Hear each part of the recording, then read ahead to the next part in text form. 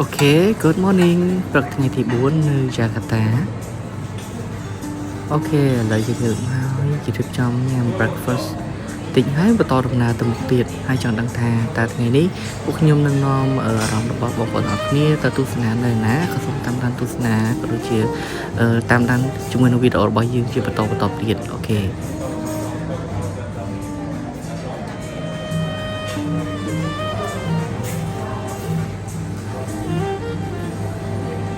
អូខេបងប្អូនទាំងអស់គ្នាបន្ទាប់ពីស្រស់ស្រូបអាហារពេលព្រឹករួចហើយយើងក៏បន្តដំណើរទៅមុខទៀតយើងនឹងទៅបានដង Volcano គឺកន្លែងដែល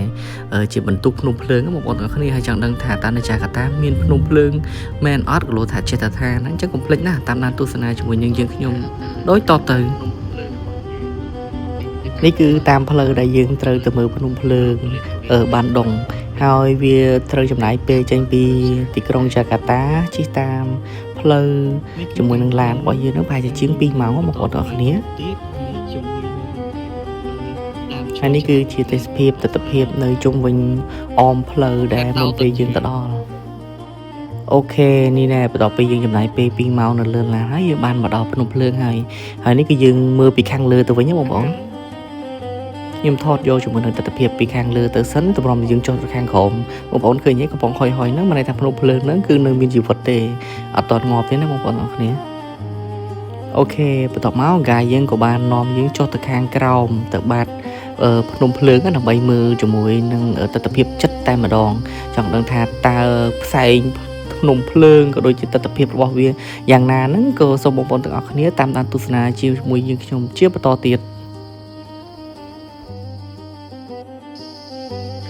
នេះបងប្អូនទាំងអស់គ្នាឃើញទេខ្ញុំថតពីខាងលើទៅហ្នឹងណាឃើញហុយភ្នំភ្លើងនេះគឺនៅមានអាយុអត់តងាប់ទេហើយវាបើតាមអ្វីដែលកាយបានប្រាប់មកហ្នឹងគឺវាអត់មានសកម្មភាពនឹងរាប់សិបឆ្នាំហើយគ្រាន់តែវាហុយអញ្ចឹងណាតែបើពេលថ្ងៃណាអាកាសធាតុមានភ្លៀងធ្លាក់ឬក៏អីចិត្តអញ្ចឹងទៅវាអាចនឹងបង្កឲ្យមានផ្សែងខ្លាំងជាងនឹងអញ្ចឹងតែតាមអ្វីដែលកាយបានប្រាប់មកហ្នឹងគឺមួយរយៈពេលធំហ្នឹងគឺមិនដែលមានភ្លៀងទេខានភ្លៀងយូរហើយនេះបងប្អូនទាំងអស់នេះឃើញហុយហ្នឹងគឺភ្នំភ្លើងណាហើយនៅខាងក្រោមហ្នឹងគឺភ្នំភ្លើងហើយយើងអាចចុះខាងក្រោមក៏បានទេហើយខ្ញុំកំពុងឈរពីខាងលើនេះទៅហើយក្លិនភ្នំភ្លើងខ្ញុំដឹងថាក្លិនហ្នឹងក្លិនបែបមិនទេតែដឹងថាយើងបានមកហិតក្លិនផ្ទាល់តែម្ដង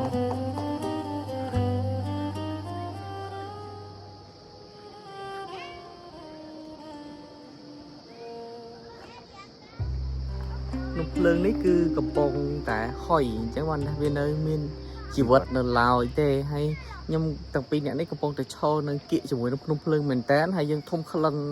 ផ្សែងនៅហ្នឹងខ្ញុំមិនដឹងថាគូបរិយាយប្រាប់ថាក្លិនហ្នឹងក្លិនបែបម៉េចទេតែក្លិនហ្នឹងអាចនិយាយថាប្រហែលជាក្លិនស្ពន់ធរតែយើងវាអត់ដឹងតែថាអីវានៅហុយផ្សែងតិចទេបងប្អូនឃើញកំពុងហុយហ្នឹងបាទហ្នឹងគឺជាភ្នំភ្លើងហើយអូខេអញ្ចឹងបន្ទាប់ពីយើងបានថតជាមួយនឹងទស្សនភាពពីខាងលើភ្នំភ្លើងនេះហើយយើងមើលឃើញហើយយើងក៏នឹងរៀបចំដំណើរចុះទៅខាងក្រោមទៅគៀកនឹងចិត្តជាមួយនឹងចិត្តខាងជើងភ្នំតែវានៅជាផ្នែកមួយផ្នែកទៀតដើម្បីយើងទៅត្រាំក៏ដូចជាចូលទៅត្រាំជាមួយនឹងភក់ក៏ដូចជាមើលជាមួយនឹងបរិយាកាសនៅជុំវិញនឹងបន្តទៀតហើយឥឡូវនេះយើងកំពុងតែដើរចុះទៅជម្រាលភ្នំវិញដើម្បីទៅជួបជាមួយនឹង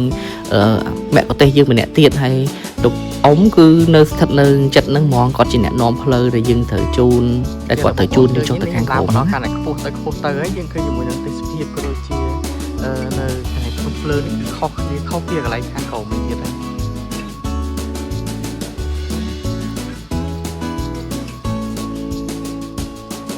អូខេអញ្ចឹងកុំឲ្យខាត់ពេលយូរសូមបងប្អូនទាំងអស់គ្នាតាមដានទស្សនាទេសភាពក៏ដូចជាទស្សនភាពនៅជុំវិញនេះជាមួយយើងខ្ញុំដូចតទៅ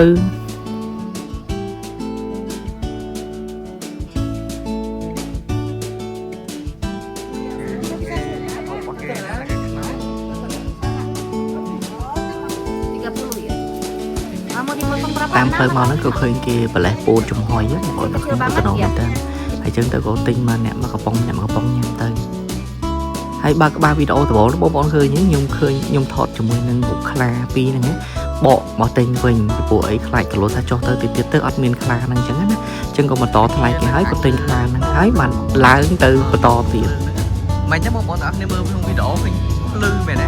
បើកថ្ងៃក្តៅខ្លាំងមែនតើឥឡូវតែមកផ្លែតសោះឥឡូវជាចំណាំជាអូខេចឹងឥឡូវនេះយើងបានសួរនាំព័ត៌មានជាមួយនៅខាងផ្ដល់ព័ត៌មានហើយយើងក៏បានហ្គាយរបស់យើងដល់សែនខ្ជូតមួយគឺលោកអ៊ំគាត់នឹងជូនដំណើររបស់យើងចូលទៅខាងជើងភ្នំខាងក្រោមដើម្បីទៅគៀកជាមួយនឹង Volcano ហើយនឹងត្រាំជាមួយនឹងភក់ហើយចង់ដឹងថាទស្សនវិជ្ជានៅខាងក្រោមនោះយ៉ាងម៉េចក៏សូមតាមដានទស្សនាក៏ដូចជាកុំភ្លេចណាមើលទាំងអស់គ្នាបងប្អូនទាំងអស់គ្នាថាចង់ដឹងថាតើនៅខាងក្រោមនោះស្អាតយ៉ាងណាជាហ្គាយរបស់យើងបាទ This one the tree name Manarasa. Manarasa. Yeah, this one color original red. Okay. This one the black because smell sulfur. This one Manarasa tree only here. Yes. 150 years. Wow.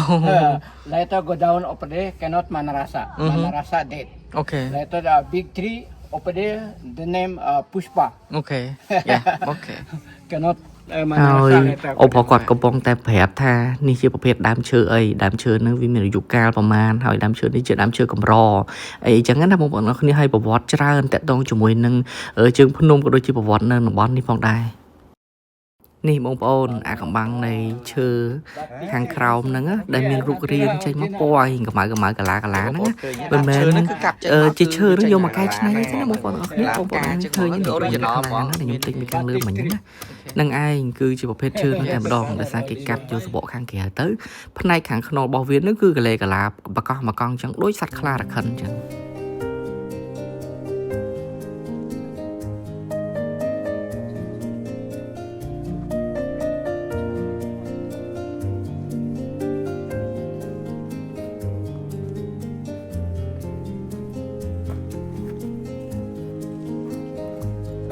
crystal បងនេះគឺថ្មនៅតំបន់ហ្នឹងណាយើងមិញកាយគាត់បានជួយវាយឲ្យដើម្បីមើលប្រភេទថ្មហ្នឹងហើយទៅទៀតទៅខាងក្រោមយើងនឹងជួបជាមួយនឹង crystal ចាំមើលមកចង់លើ crystal បាត់យ៉ាងម៉េចណា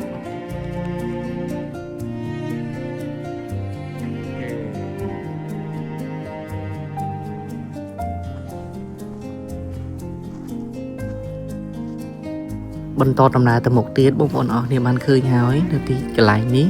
គឺខ្ញុំកំពុងតែចុះទៅជំរាលភ្នំនៅខាងក្រោមហ្នឹង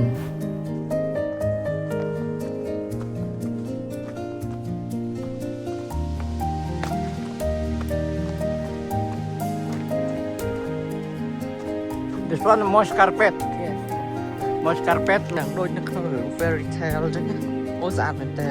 ថាអាកាសធាតុនេះត្រជាក់កំពុងតែត្រជាក់ហើយវាធ្លាក់នេះអានេះម៉ោង12ថ្ងៃត្រង់បងប្អូនអរគ្នាប៉ុន្តែអាកាសធាតុចាប់ផ្ដើមចុះត្រជាក់ហើយនេះស្អាតមែនតើហើយមានសន្ទុំហើយទស្សនីយភាពក៏ដូចជាទេសភាពនៅជុំវិញនេះបងប្អូនទាំងអស់គ្នានេះគឺលោកអ៊ំគាត់ថតកាំងក្រោយខ្ញុំវិញណាតែពីនិយាយពីមើលបរិយាយទៅគឺចង់និយាយថាដូចរឿង fairy tale បងប្អូនធ្លាប់មើលតុក្កតា fairy tale បងប្អូនក៏ជាប្រហែលធ្លាប់ឃើញបែបជាមួយនឹងទេសភាពបែបហ្នឹងហើយគឺស្រស់ស្អាតមែនតើអាកាសធាតុត្រជាក់ហើយធម្មជាតិនៅជុំវិញនេះគឺពិតជាអំណោយផលមែនតើសម្រាប់ដំណើរកម្សាន្តរបស់យើងនៅព្រឹកនេះ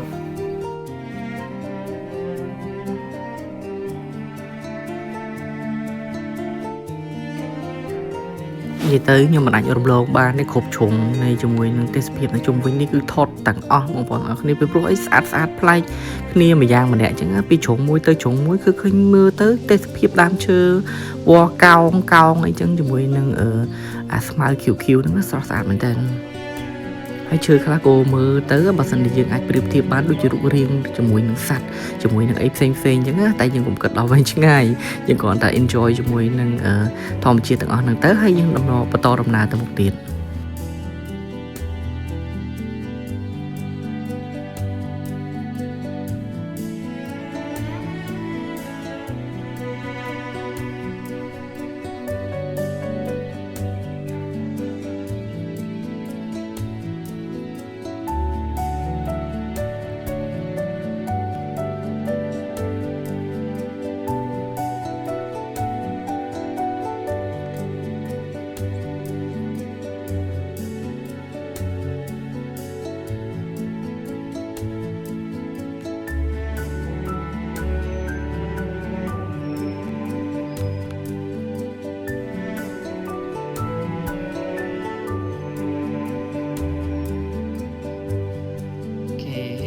ដើមឈើនេះគឺប្រភេទដើមឈើផ្សេងមួយទៀតណាបងប្អូនហើយមិញហ្នឹងកាយក៏បានចូលទៅខាងក្នុងនោះពេញខ្លួនគាត់តែម្ដង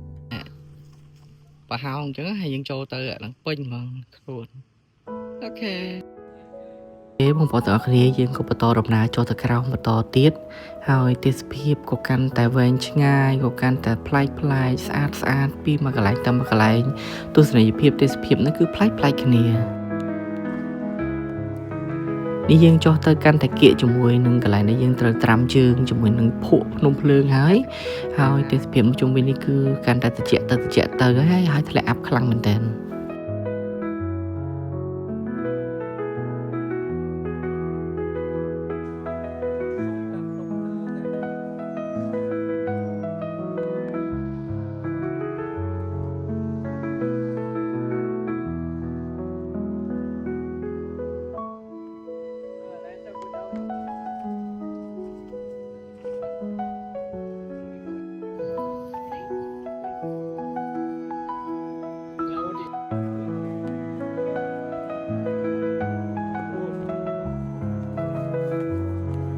យើងកាន់តែគៀកមែនតើហើយបងប្អូនឃើញហយហ្នឹងតិចយើងទៅដល់នៅខាងក្រោមដើម្បីត្រាំជើងជាមួយនឹងក្បែរភ្នំភ្លើង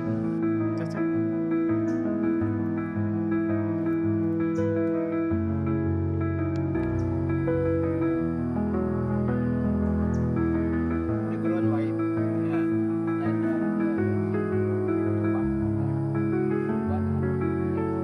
វ៉ាវ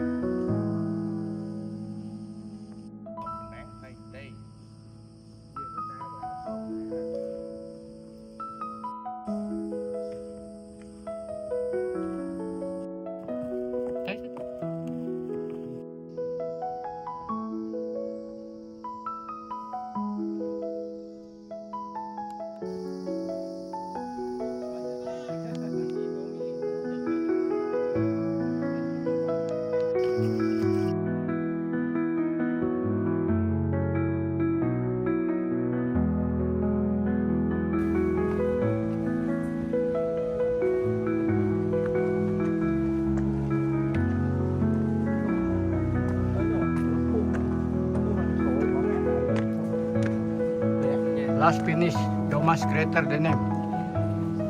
Number 100 degrees over there. Maybe like by 8, only 10 minutes later.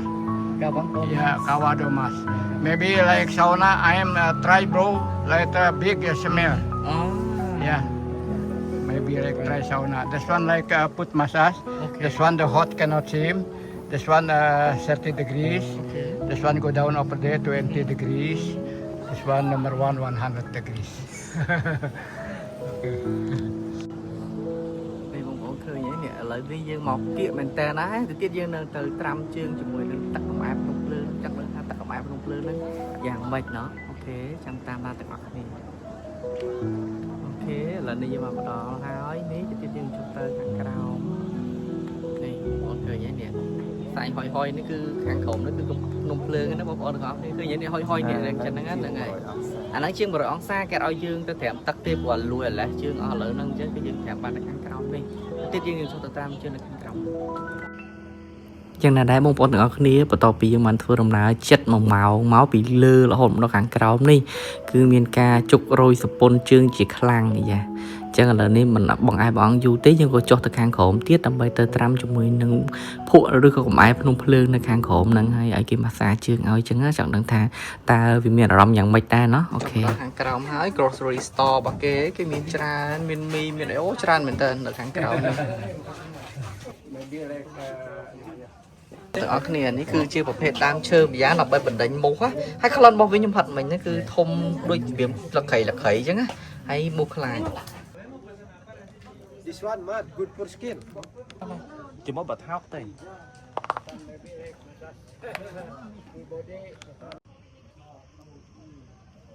បានទៅគៀកខ្លាំងមែនតែនហើយទៅទៀតយើងនឹងដោះដៃជើងដើម្បីចន្លកជើងក្នុងទឹកភក់កំអែភ្នំភ្លើង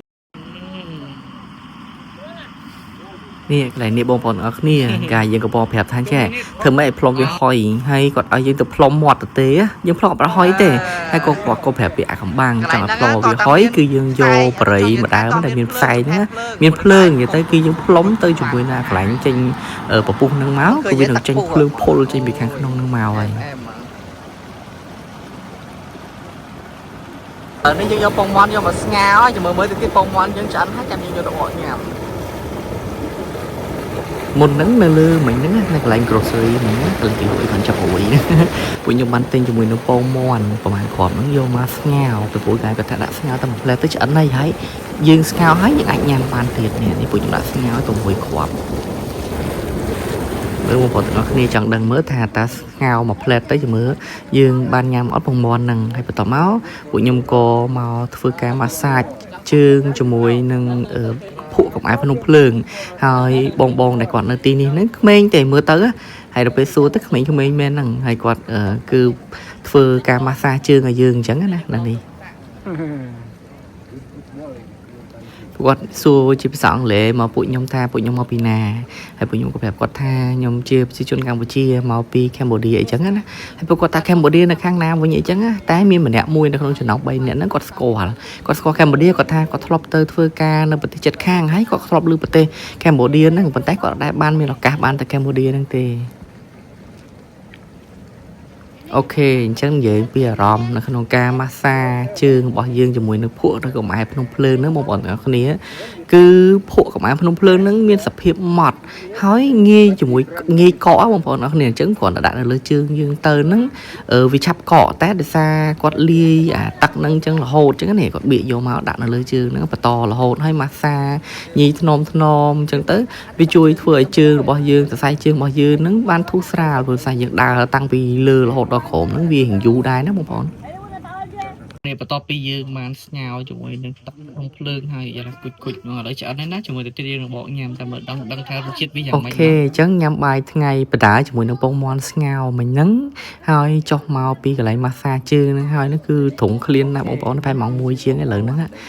ងគឺកំពុងតែតេស្តជាមួយនឹងពងមាន់ហ្នឹងមើលចង់ថាពងមាន់ហ្នឹងញ៉ាំបានអត់តែពងមាន់ហ្នឹងមានរសជាតិយ៉ាងម៉េចហើយតែវាឆ្ងាញ់ដូចអាពងមាន់យើងស្ងោរទឹកក្តៅធម្មតាអត់ទេណានេះទឹកក្តៅដែរតែទឹកក្តៅនៅភ្នំភ្លើងបាទអូខេចឹងចាំមើលចង់ដឹងរសជាតិយ៉ាងម៉េចណានេះបងប្អូនអរគ្នានេះបកហើយបកហើយណាហើយសំខាន់នេះវាចូលអីគេនេះវាចេញប្រែពណ៌ហើយ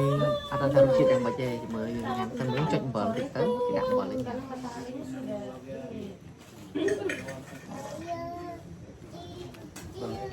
ដូចធម្មតាអត់មានរសជាតិអីផ្លែអត់មានអីធម្មតាណា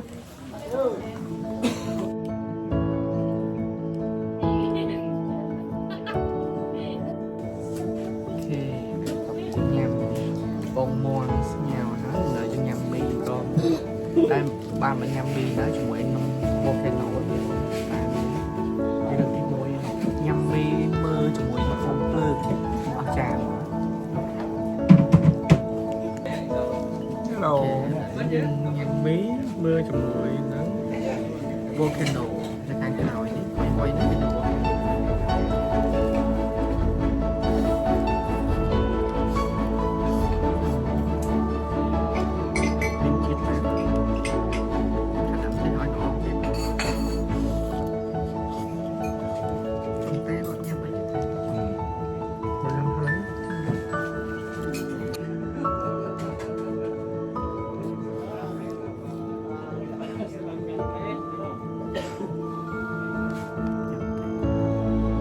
Bye.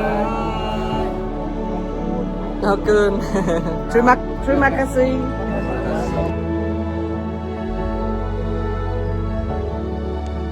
Lần này năm nào là cái bao chương mà mưa cái mũi nồng lớn và mình chọc áo dương to đồng nào tháng từ lửa vinh đồng so với hạt này là liên chuyện khó phục đồng so nó cứ đây chúng ta thấy do một ô liên cho mũi nó đặt sọt đã sọt bằng cây sọ ra muốn đấy nhưng lên cho mũi nó tắt nụ lương chân chia nước phải cho bỏ phê mình ទៅ ទៅទស្សនាជាមួយនឹងភ្នំភ្លើងនឹងគៀកមែនតែនទៅញ៉ាំពងមាន់ស្ងោរជាមួយនឹងទឹកភ្នំភ្លើងនៅខាងក្រោមវិញហើយក៏ដូចជាបានម៉ាស្សាជាមួយនឹងជើងជាមួយនឹងភក់កម្អែភ្នំភ្លើងហើយមិញហ្នឹងឥឡូវនេះយើងបានបន្តដំណើរឡើងមកវិញពីព្រោះកាន់តែល្ងាចហើយកាយគាត់ថាបើសិនជាអត់ទៅអត់តន់ទេតែម៉ោង3ម៉ោងអីហ្នឹងគឺល្ងឹតខ្លាំងពិបាកធ្វើដំណើរអញ្ចឹងណាផ្លែថាឥឡូវនេះយើងបន្តដំណើរទៅទៀតដើម្បីឡើងទៅខាងលើហើយផ្លូវនេះគឺ150ម៉ែត្រទៀតគឺអញ្ចឹងណាបន្ទាប់ពី150ម៉ែត្រទៅគឺចាប់ផ្ដើមល្អភាសាវិញងាយស្រួលដើរហើយផ្លូវពិបាកហ្នឹងមកដល់ផ្លូវស្រួលវិញយើងដើរចឹងក៏ហូបទៅអត់មានឡាយចូលអូខេអត់ផងទូអាវផងដើម្បីឡើងទៅឡានយើងវិញអូខេពីបន្តដំណើរទៅទៀតហើយ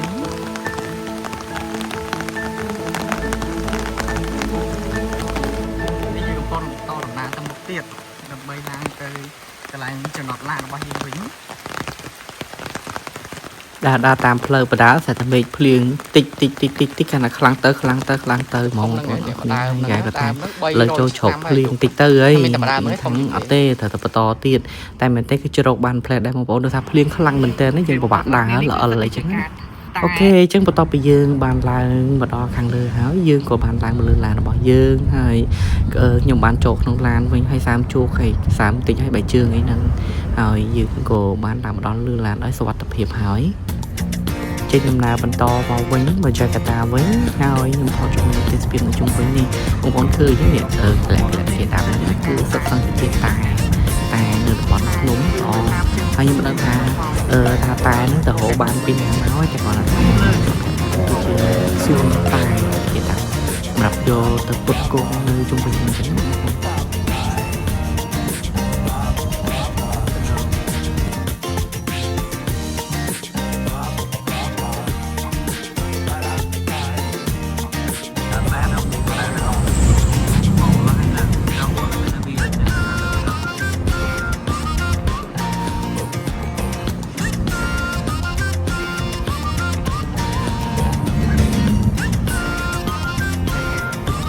អូខេបងប្អូនទាំងអស់គ្នាឲ្យមុនហ្នឹងមុនពេលឡើងឡានហ្នឹង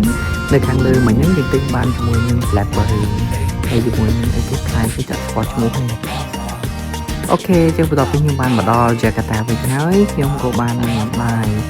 នៅភោជនីយដ្ឋានមួយគឺរៀបចំដេក័រចេញមកបែប vintage បែបបុរាណចឹងណាហើយដោយសារខ្ញុំមានមិត្តភក្តិគាត់នៅរស់នៅចាកាតាហ្នឹងគាត់នាំមកញ៉ាំបាយនៅទីនេះហើយអរគុណក៏ខ្លាំងមែនតើបាននាំមកភោជនីយដ្ឋាននេះហើយមើលទៅគឺការរៀបចំឲ្យគឺស្អាតមែនតើប្រណិតបែបបុរាណហើយស្អាតតែបងប្អូនអស់ប្លែករូបចម្លាក់អីផ្សេងហើយគេមានរូបជាមួយនឹងម្ចាស់ផ្ទះម្ចាស់អីភោជនីយដ្ឋានហ្នឹងអីចឹងណាគេដាក់តាំងបង្ហាញហ្នឹងហើយគេរៀបចំដេក័រចេញមកបុរាណហើយស្អាតប្លែកភ្នែក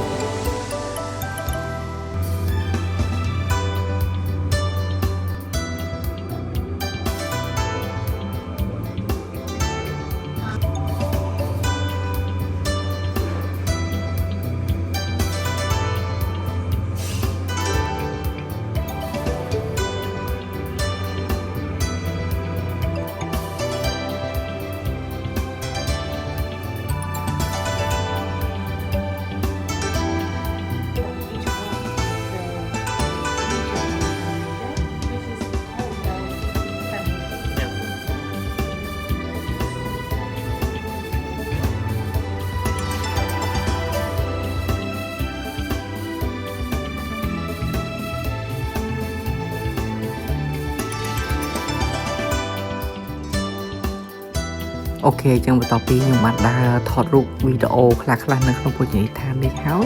យើងក៏បានរៀបចំដើម្បីមកអង្គុយនឹងតុញ៉ាំបាយរបស់យើងពីព្រោះ